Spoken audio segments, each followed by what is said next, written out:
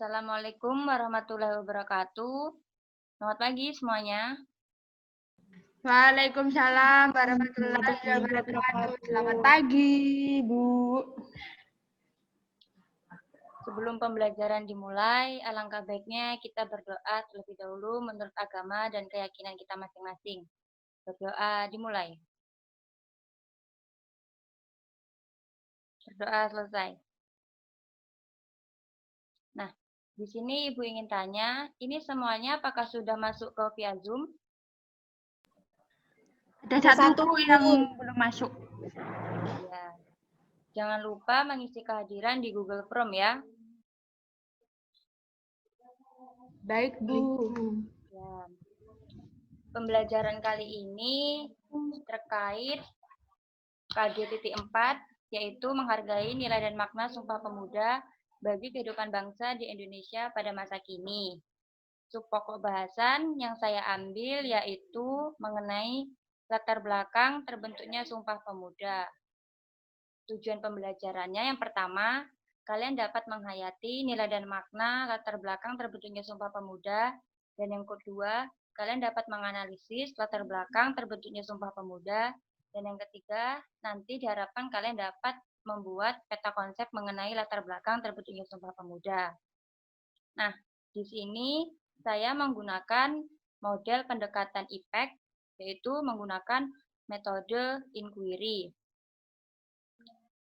Langkah-langkah pembelajarannya yang pertama nanti kalian saya bagi menjadi 2 kelompok. Satu kelompok itu terdiri dari 2 orang. Kemudian nanti saya breakout, kalian mendiskusikan mengenai materi yang saya bagi nanti. Dalam diskusi nanti saya kasih waktu sekitar 2-3 menit. Nah, nanti setelah itu, setelah diskusi selesai, kalian mempresentasikan hasilnya. Hanya satu orang saja yang mempresentasikan hasilnya. Kemudian setelah itu kalian dapat menyimpulkan materi terkait hari ini. Apakah kalian paham? Paham. Nah, selain itu kalian juga dapat mencari sumber yang relevan terkait materi kali ini. Kalian juga dapat mengakses bahan ajar yang sudah saya sediakan. Bentar.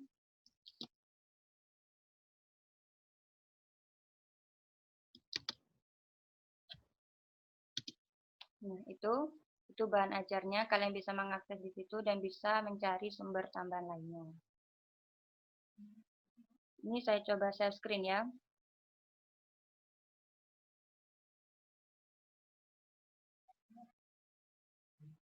Sudah kelihatan?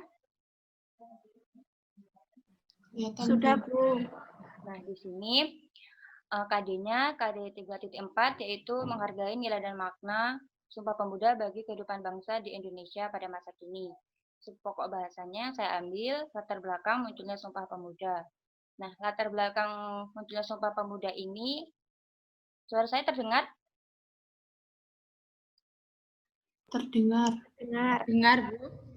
Latar belakang munculnya Sumpah Pemuda ini ada 3, yaitu ada politik etis, perkembangan pers di Indonesia, bangkitnya nasionalisme. Yang pertama yaitu membahas politik etis.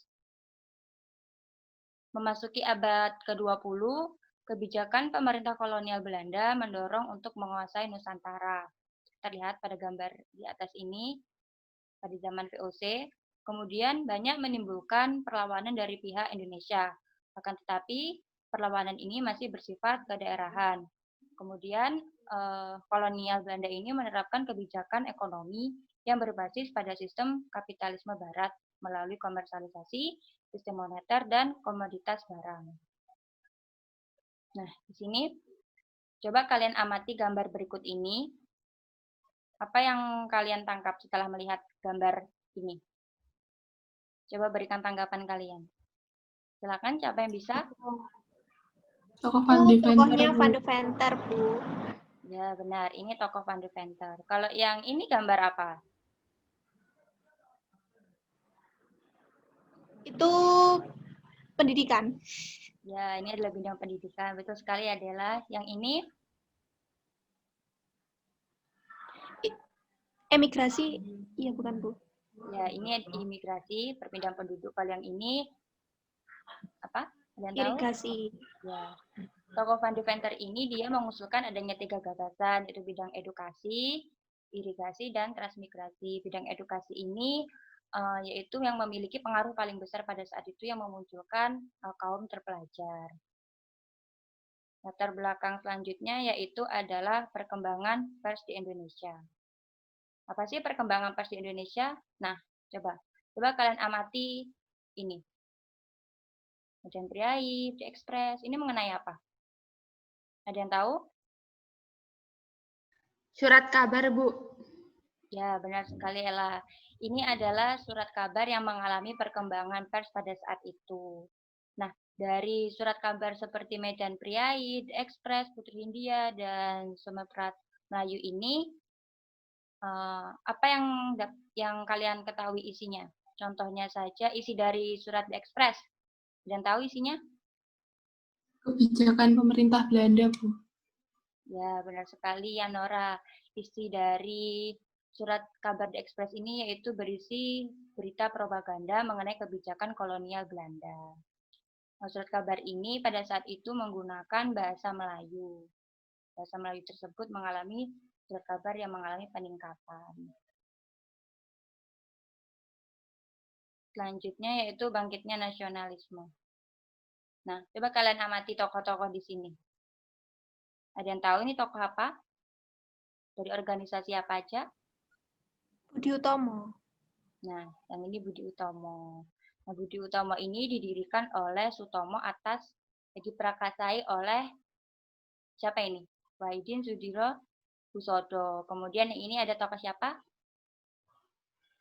Tarekat Islam. Tarekat Islam didirikan oleh Haji Samanhudi. Kemudian ini adalah tokoh 3 orang serangkai yang mendirikan organisasi Indit Partit yang bercorak politik. Kemudian ini ada gambar Trikoro Darmo yang berubah nama menjadi Jong Java yang artinya Jawa Muda. Kemudian berkembangnya Jong Java ini mendorong pemuda-pemuda lainnya di daerah untuk mendirikan organisasi seperti organisasi Jong Sumatera Ambon, Jong Ambon, Jong Minahasa, dan Jong-Jong lainnya yang kemudian melakukan perkumpulan untuk perkumpulan pemuda. Nanti akan tercetusnya perkumpulan Kongres Pemuda 1 dan 2, Kongres Pemuda 1, 2 yang akan kita bahas di pertemuan selanjutnya.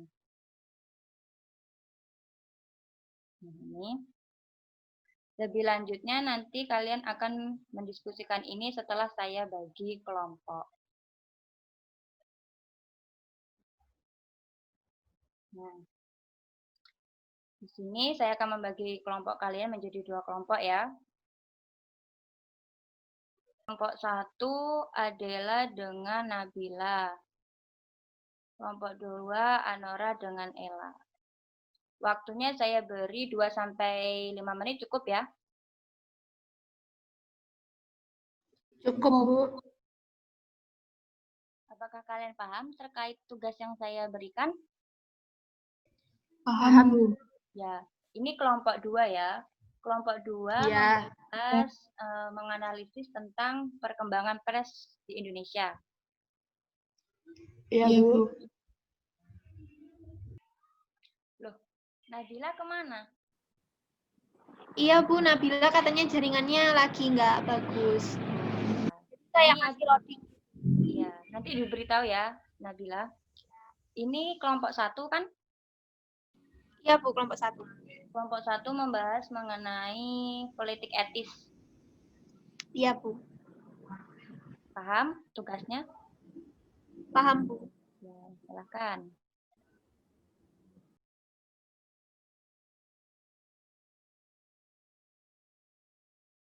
Ya. Silakan untuk mempresentasikan hasilnya dari kelompok 1 perwakilannya. Iya, Bu. Ya, Jadi, silakan. politik etis memungkinkan munculnya kelompok kaum terpelajar. Kaum terpelajar adalah anak muda pribumi yang memanfaatkan kesempatan untuk memperoleh pendidikan barat. Hasil pendidikan itu mendorong para pemuda untuk memikirkan kemerdekaan Indonesia. Kalangan muda mulai muncul perasaan tidak puas akan sikap pemerintah Jawa yang cenderung lunak terhadap perlakuan pemerintah Belanda. Politik etis membawa 3 prinsip dasar yang terkenal dengan trias politika, yakni pendidikan, perpindahan penduduk, dan pengairan. Bertumpu pada 3 prinsip tersebut, maka bangsa Indonesia akan diangkat keterbelakangan. Kemudian yang membawa pengaruh paling besar adalah di bidang pendidikan, karena melahirkan para kaum terpelajar yang memulai memikirkan nasib bangsanya. Ya, terima kasih untuk Adila. Silakan untuk kelompok 2 perwakilannya. Saya di sini mewakili kelompok 2. Ya, silakan. Untuk hasil yang sudah saya diskusikan yaitu perkembangan pers di Indonesia. Pada awal abad ke-20, para priai baru menuangkan gagasannya melalui pers atau media cetak mengenai isu perubahan seperti terkait dengan peningkatan status sosial rakyat bumi putra, peningkatan kehidupan sosial, ekonomi, budaya, dan politik. Pada dekade itu ditandai dengan meningkatnya jumlah surat kabar yang berbahasa Melayu mengalami peningkatan. Penerbitan Bumi Putra pertama di Batavia yang muncul pada pertengahan abad ke-20 adalah R.M. Tirto Adisuryo, FDJ Pangemanan, dan R.M. Tumenggung Kusuma Utaya sebagai redaktur Ailom Tani, kabar perniagaan, dan pewarta priai. Beberapa surat kabar yang membawa kemajuan bagi kalangan pribumi yaitu Medan Priai tahun 1909 sampai 1917 dan penerbitan pertama surat kabar wanita yang bernama Putri Hindia tahun 1908 sampai 1913. Kemudian pula surat kabar yang mendapat perhatian banyak dari kaum kolonial Belanda adalah The Express. Surat kabar itu memuat berita-berita propaganda ide radikal dan kritis terhadap sistem pemerintahan kolonial. Ya, terima kasih untuk kelompok 1 dan 2 telah mempresentasikan hasilnya. Nah, di sini kan kurang latar belakang yang ketiga, yaitu bangkitnya nasionalisme. Di sini, apakah tadi sempat membahas tentang bangkitnya nasionalisme? Belum, Bu, belum. Belum sempat. Oke, bangkitnya nasionalisme saya bacakan ya.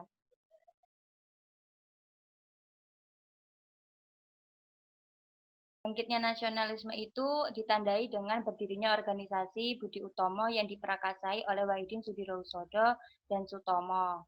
Yang kemudian disusul lagi organisasi seperti Indis Partit, 3 orang serangkai seperti Deus Dekker, Cita Mangunkusumo, dan Suyardi Suraningrat. Banyak sekali organisasi yang berdiri yang salah satunya sudah saya sebutkan tadi di awal tadi. Kemudian timbulnya cita-cita persatuan bangsa seperti munculnya organisasi pemuda yang bernama Trikoro Darmo yang berubah nama menjadi Jong Java yang artinya Jawa Muda. Nah, dari perkumpulan Jong Java ini mengadakan perkumpulan yang nantinya akan membentuk Kongres Pemuda 1 dan 2. Jadi seperti itu. Nah, dari di sini apakah ada yang bisa menyimpulkan materi kali ini? Siapa yang bisa menyimpulkan? Saya minta tolong. Ada, Bu, saya. Ya, coba. Jadi, situasi organisasi awal pergerakan nasional didominasi oleh pelajar pribumi. Sejak diterapkan kebijakan politik etis oleh pemerintahan kolonial, dimanfaatkan dengan baik oleh pemuda pelajar untuk menuntut ilmu. Melalui pendidikan perjuangan melawan penjajah, memasuki pergerakan nasional dengan cara mendirikan organisasi atau perkumpulan. Organisasi pertama dibentuk adalah Budi Utomo yang didirikan pada 20 Mei 1908. Kemudian disusul oleh organisasi lainnya seperti Sarekat Islam dan Indische Partai. Sampai kemudian muncul cita-cita persatuan bangsa yang terwujud pada organisasi pemuda bernama Trikoro Darmo yang berdiri tanggal 7 Mei 1915. Tokohnya antara lain Satiman Wiryo Sanjoyo Kadarman. Anggota Trikoro Darmo ini umumnya terdiri dari para pelajar Stovia yang berasal dari Jawa Tengah dan Jawa Timur. Trikoro Darmo ini diharapkan menjadi wadah pembinaan generasi muda untuk menjadi pemimpin nasional yang memiliki rasa cinta tanah air. Maka dalam kongresnya tanggal 12 Juli 1918 di Solo, nama Trikoro ini berubah menjadi Jong Java yang artinya Jawa Muda. Berkembangnya Jong Java ini menimbulkan dorongan munculnya organisasi pemuda di daerah lain seperti Jong Sumatera Bon, Jong Minahasa, Jong Celebes, Jong Ambon, Jong Borneo, dan Jong lainnya. Gitu, Bu. Ya, terima kasih untuk kelompok 1 dan 2. Presentasinya kali ini dan diskusinya sudah cukup baik. Kemudian pertemuan kali ini Ibu akan memberi tugas mandiri kepada kalian karena juga waktunya terbatas. Nanti setelah Zoom ini selesai, kalian mengerjakan tugas di link Sokratis, nanti linknya Ibu share di grup. Kemudian kalian mengerjakannya setelah Zoom ini selesai. Tugas yang kedua, kalian mengerjakan membuat peta konsep mengenai latar belakang terbentuknya Sumpah Pemuda. Kemudian kalian menguploadnya di link Google Drive. Nanti linknya Ibu cantumkan, deadline-nya Ibu kasih seminggu. Apakah ada yang ditanyakan terkait tugas ini?